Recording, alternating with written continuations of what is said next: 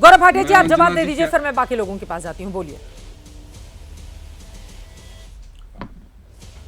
देखिए, सबसे पहले तो मैं ये कहूंगा कि भारत में तो सर्वोच्च न्यायालय तय करता है कि गैर संवैधानिक है कि संवैधानिक है, लेकिन नेशनल कॉन्फ्रेंस के प्रवक्ता हैं, उन्होंने कहा ये गैर संवैधानिक तरीके से संशोधित करा गया था। तो सर्वोच्च न्यायालय के 5 न्यायाधीश तो कुछ और कह चुके। अब सारे एमएलए जो हैं उन्होंने भारत के संविधान की शपथ ली है। चित्रा जी, क्या ये सब शपथ का उल्लंघन नहीं है कि जो क्षेत्र अधिकार इनके पास है ही नहीं, पार्लियामेंट का क्षेत्र अधिकार है, उस पे ये लोग फैसले सुना रहे हैं।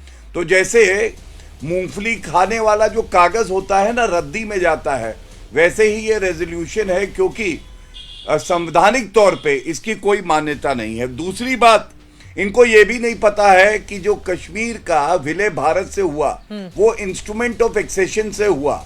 ये 1947 अक्टूबर की बात है, और संविधान जो लागू हुआ है वो 1950 में हुआ है। तो इंस्ट्रूमेंट ऑफ एक्सेशन में तो ऐसी कोई शर्तें थी नहीं। पहले तो ये जान लीजिए, 565 जो विरासतें थी सबके लिए एक ही, रियासतों के लिए एक ही जो है वो इंस्ट्रूमेंट ऑफ एक्सेशन था। और संविधान जब आ गया तो संविधान में ये टेम्पररी था।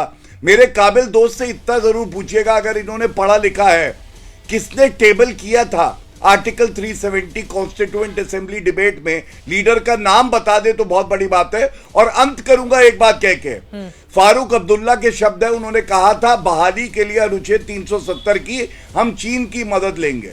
कोई माइका लाल नहीं है कि भारत के अंदरूनी मामलों में हस्तक्षेप कर सके। ये हमारी जनता का तिरस्कार है और मैं इसकी निंदा करता हूं। वीरेंद्र सिंह सोनू जी, अब सीधे आपके पास आते हुए, अब मतलब आप लोगों के पास वहां पर कितने कम विधायक हैं, लेकिन उसके बावजूद 370 पर आप लोगों को लग रहा है दूसरी पार्टियां इसका पूरा फायदा ना ले जाएं, इस वजह से आप लोग भी आगे हंगामा खड़ा करने इसको लेकर।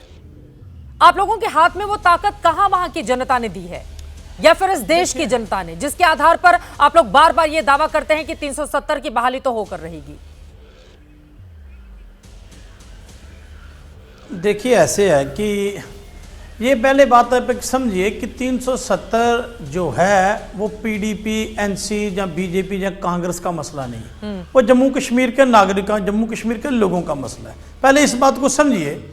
हम क्या कह रहे हैं कि जो हक हकूक हमें मिले थे, हम उनकी बहाली की मांग करते हैं ना। अगर भारतीय जनता पार्टी झारखंड में चुनाव लड़ती है तो बात 370 की करती है, महाराष्ट्र में चुनाव लड़ती है बात 370 की करती है, जिनको कि 370 से लेन देन नहीं, लेकिन जम्मू कश्मीर के लोगों को तो लेन देन था ना। 370 क्या कहता था, क्या सेफगार्ड देता था? 370 एक सेफगार्ड, जैसे मेरे ओवैस भाई जो नेशनल कॉन्फ्रेंस के स्पोक्स पर्सन, उन्होंने कहा कि जब हमारा विलय हुआ हिंदुस्तान के साथ, जम्मू कश्मीर स्टेट का जब विलय हुआ, शर्तों पर हुआ, और इन शर्तों में एक देखिए सबसे बड़ी बात, हम ये चाहते हैं हमारी नौकरी जम्मू कश्मीर के लोगों के पास रहे, तो इसमें क्या गलत बात है? हम कहते हैं हमारी जमीन पर हक हमारा हो, इसमें क्या गलत बात है? और ये बहुत सारी ऐसे बातें हैं। मेरे भाई हैं गौरव भाटिया साहब, जो कह रहे हैं कि पार्लियामेंट ने पास किया, कितने बाहरी लोगों को नौकरी दी गई? सुनिए मेरी बात सुनिए, आंकड़े बताइए ना सर, कितने बाहरी लोगों को नौकरी दी गई? पहले सुन लीजिए, मैं बताता हूं ना। दी गई है। अभी एक डायरेक्टर हैंडलूम की तरफ से एक प्रेस में एक, मैं कहता हूं 4 पोस्ट निकली, उसमें 2 लोग लग चुके हैं बाहर के।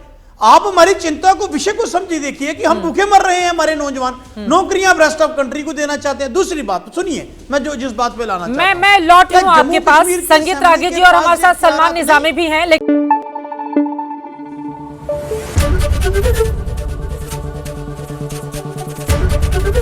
एबीपी न्यूज आपको रखे आगे।